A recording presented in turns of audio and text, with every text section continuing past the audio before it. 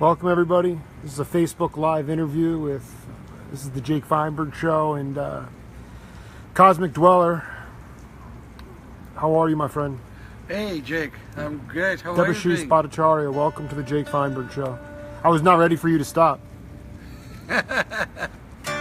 Debashish, it's great to meet you. Did you have a guru? This is your own instrument, so can you talk about the teacher you had in India and then the kind of practice regimens that you had?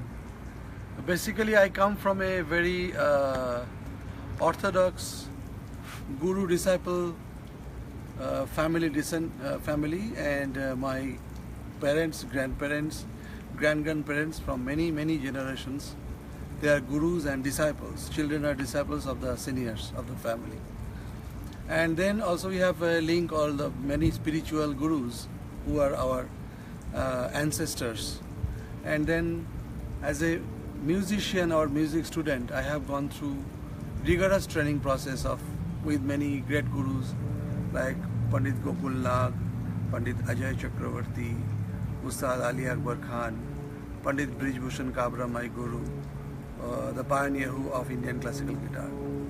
And I have done my pilgrimage for more than 10 years, stayed with my guru, leaving my country, leaving my profession, family, students, shows, charismatic life, everything I left when I was 21 years old. And I stayed with my guru for 10 years. And then I came back to a different world, for a different generation.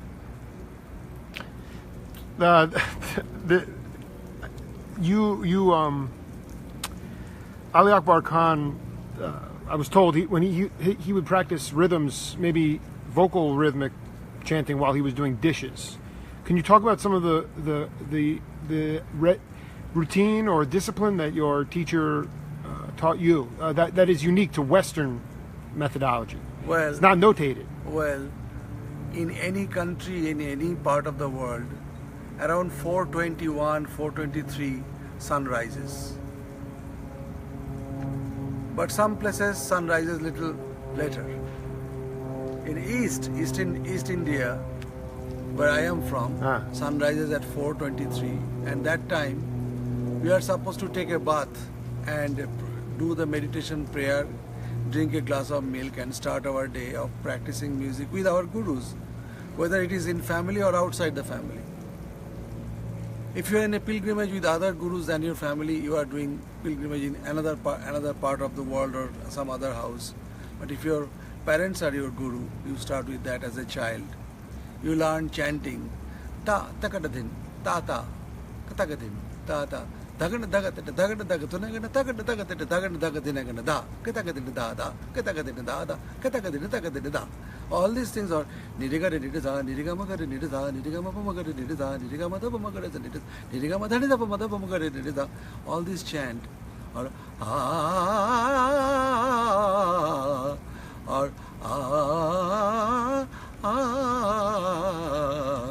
all these chant have to be done looking at the face and listening to the sound from the guru.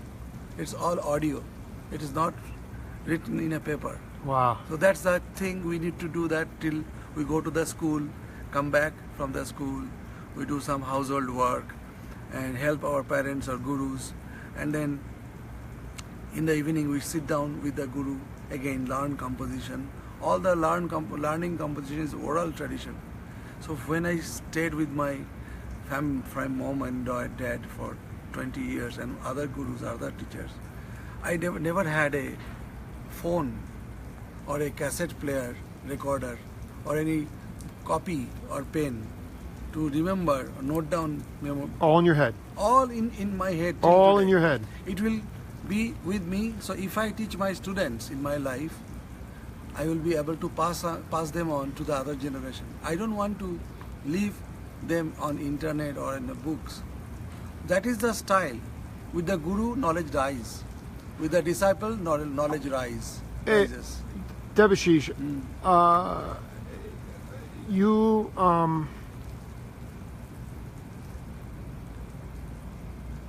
how did it help your creativity by only learning auditorily? how did it build musical architecture in your brain, in your head? Well, there are many different levels of learning. First, you learn how to chant in rhythm, how to perfect your pitch, how to grow your sense of pitch differences, how to grow your sense of bending the pitch from one pitch to the other pitch, how you learn that. This is called the first level of learning process. Then you learn compositions. Then third level is you learn how to improvise. Yeah. Then the fourth level, fifth level till 10th level, it's all scholarly. Till then you are not an artist. But after all these things are done, you do another set of pilgrimage with yourself. You stay within yourself and relate your knowledge, all the informations with the natural elements of this beautiful Mother Earth. You understand how the ragas related to the 5 elements of the nature, how the expressions of the human is related to your music. Those are all realization based. And can you talk about the 5, each one? Well, water, fire, earth. Put you on the spot, I'm sorry. Water, fire, earth, air. Yes. Water, fire, earth, air, and earth. Yes. Well, 5 elements. Jal, water, Agni, Vayu, air, fire, water, air, fire, earth, and fifth nature is ether, air, fire, water.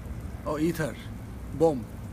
Yes. Hey, when you say pilgrimage, I got a dear friend, my buddy Will Duncan.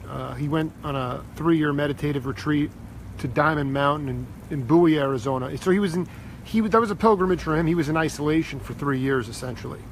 But when you say pilgrimage, that's a trip within yourself, or you are in isolation learning your apparatus? That the second time after being scholar, the pilgrimage within yourself can happen in a husty-busty city, in a crowded bus, in your kitchen, or in your office, or in your living room. It is essentially its inner realization. The knowledge and this realization brings you the wisdom, and that wisdom is the ultimate power for a person to carry the Guru's knowledge and wisdom like fire, that which never put up. And I think the best thing is how the movement of melody and rhythm can be refined by your realization. And that is the most important thing, because if you think about air and water or ether, neither of them you can hold in your hand. They are so refined, they are so fluid. So knowledge and wisdom is also like that. To achieve that level of human quality or humanity is the ultimate goal for a musician or music student like me. I just still learning. We all, even the cats that are in their 80s and 90s, they're still learning. But I ask you from my heart, can you play a tune, one of the first tunes that you learned to improvise? Oh, sure. Sure. That's the first thing I learned from Debashish Bhattacharya. Bhattacharya.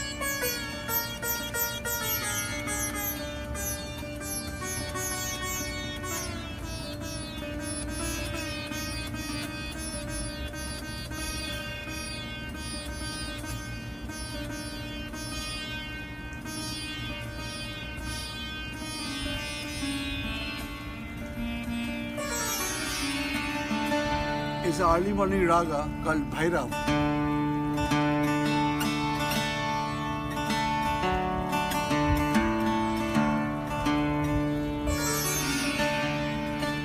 Bhairav means sun.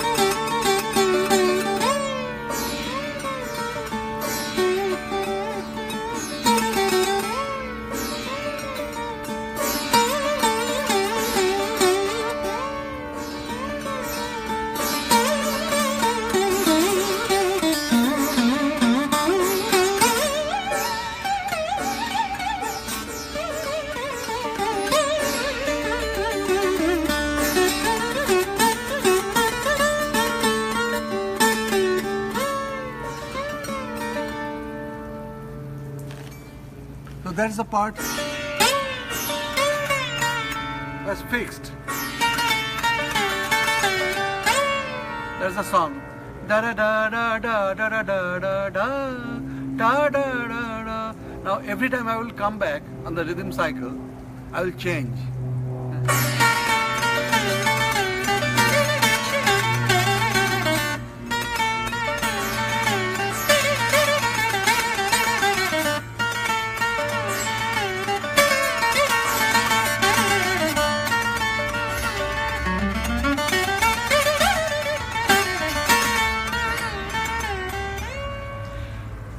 Debashish, how do you spell the name of that tune?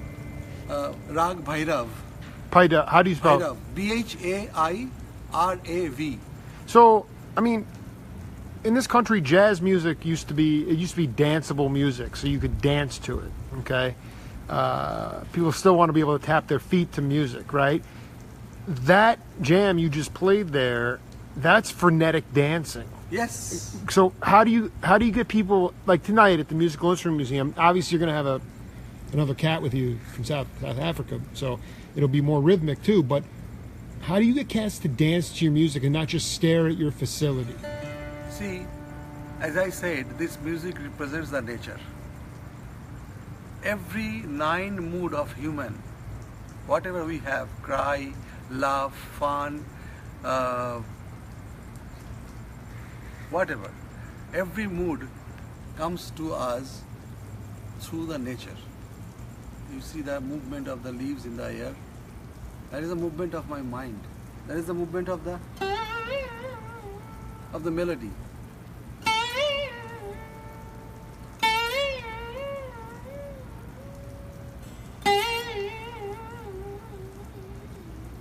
This is all the movement of the leaves. Now, how you see the fish dance? Fish goes in the water.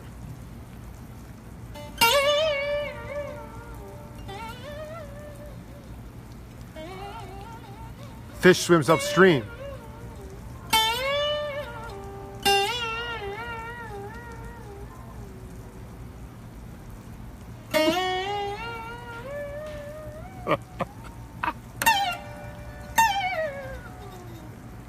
So all those things are in the melodic pattern. Now you just think of a horse, wild horse is running in African safari. Now,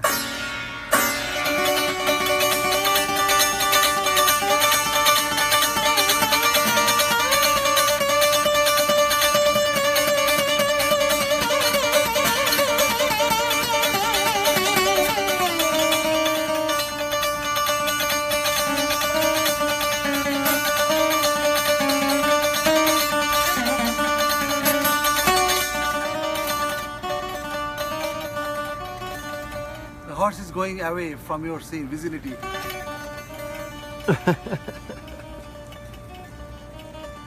Everything is in our music. Like you see that the No, how about what is Dolphin, it? What is an dolphin. Indian ballad? Indian, like where I'm saying there's space. Like you're playing so many notes, and it's danceable for me. But can you play one where it's like it's just like a slow ballad blues, where the notes are maybe not as many notes?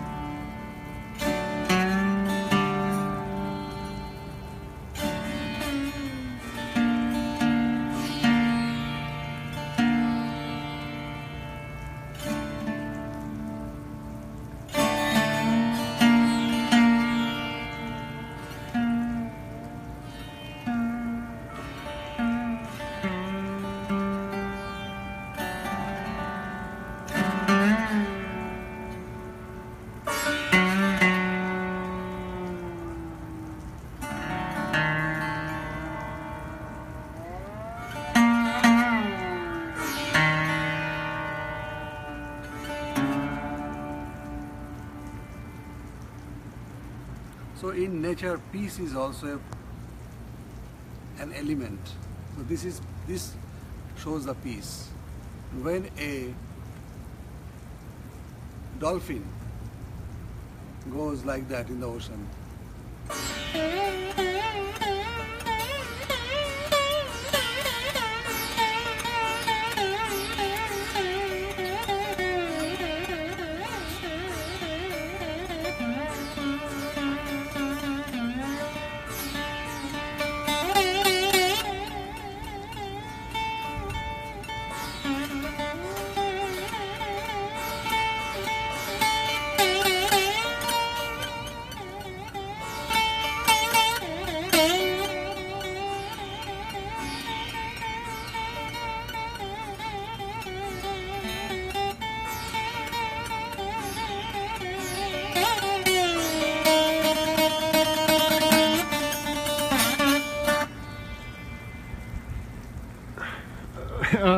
Debashish, have you ever played with in a band with a trap set?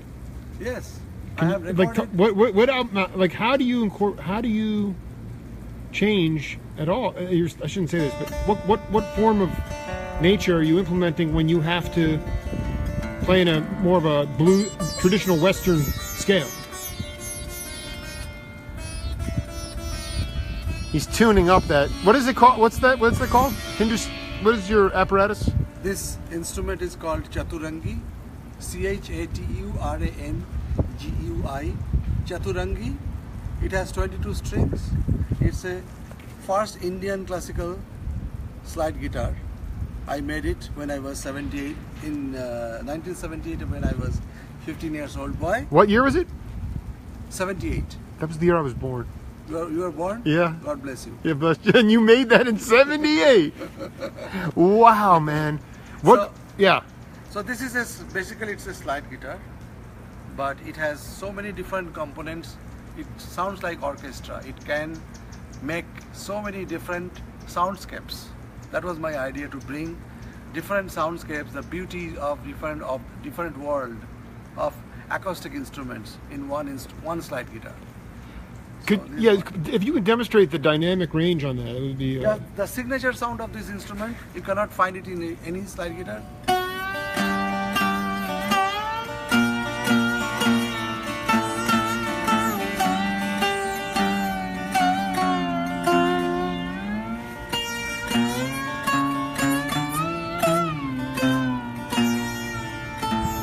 That's one. Number two.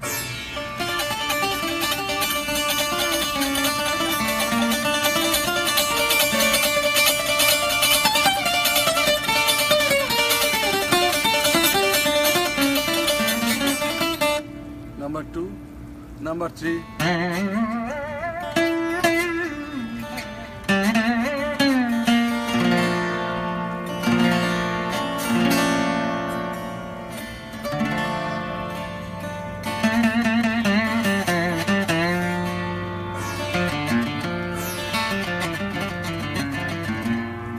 Number three.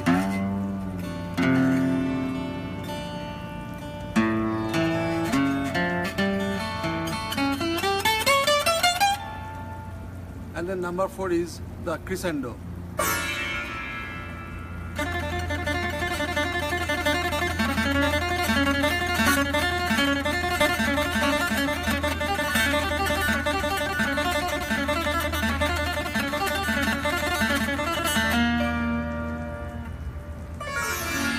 Sitar.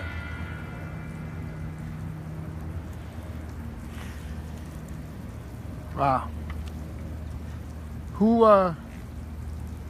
How were your parents your guru? Beside from,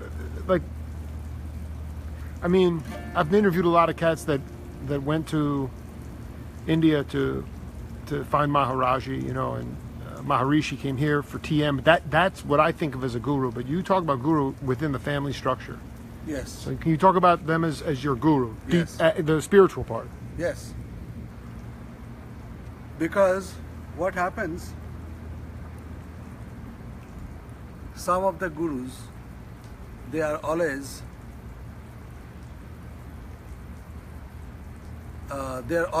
from a particular generation, particular lineage for a long time. Some of the gurus who are really great, knowledgeable guru, but he has no lineage. So when there's a lineage already, it makes all the difference. I come a lineage from 15th century. 76 or more generations of my family never worked for money. They never worked for money. 76 generations. How it sounds to a Western ear? I have to go back and listen many times. They had been always working for refinement through art, music, scriptures, writing epics, poetries, sending the Sanskrit culture. They have fought. Actually, they are real warrior, cultural warrior. They fought to retain the Hindu, Sanskrit, religious and cultural art when the Muslim invaded our country, when the entire country was full of Muslim Raj. So there were few Brahmin Pandits of our country. So my family is one of them. So you understand how the power of the family's knowledge and artistry is with me when I was born. I am so lucky. I mean, I cannot express in words how lucky I am. What does lucky mean? Can you give an example of lucky? First, I can say only one word. In Western world, they understand it very well. My DNA is defected by those generations. Beautiful. That's what I am lucky. But I mean, your parents still only hone the only cultivate themselves, or were they making money at that point? No, they never made money. Never made money from teaching students. But did your dad have a job? Your grandfather? My dad has a job, because after the partition of India and East Pakistan, they had to come back to India, and they lost there all the novelties and all the family's heritage and everything. So my father started a job, but he did a minimum job so that he can feed the family, but rest of the time he spent his absolute time strictly bringing us in the deep of the culture and tradition of our raga music. From my childhood, I remember he was taking me on his lap and chanting when I was 2 years. Could you do a chant?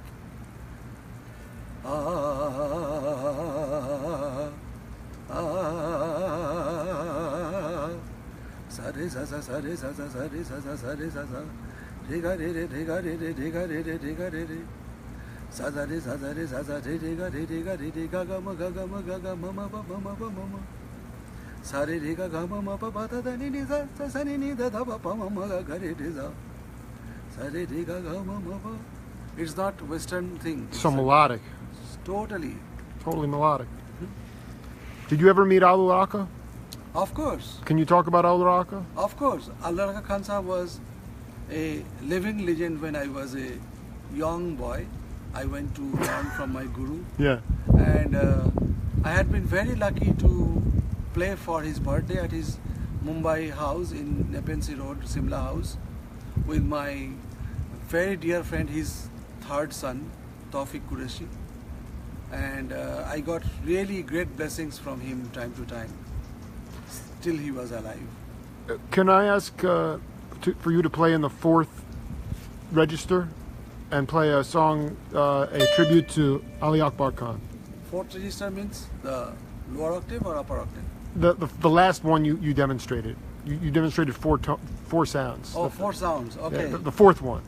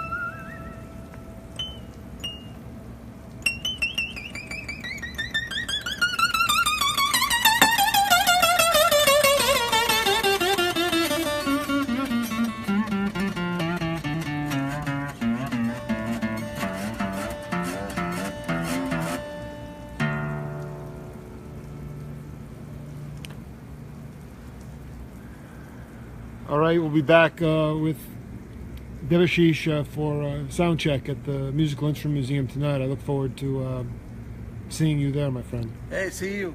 Thank you, Jake, and your audience. Bye. Bye.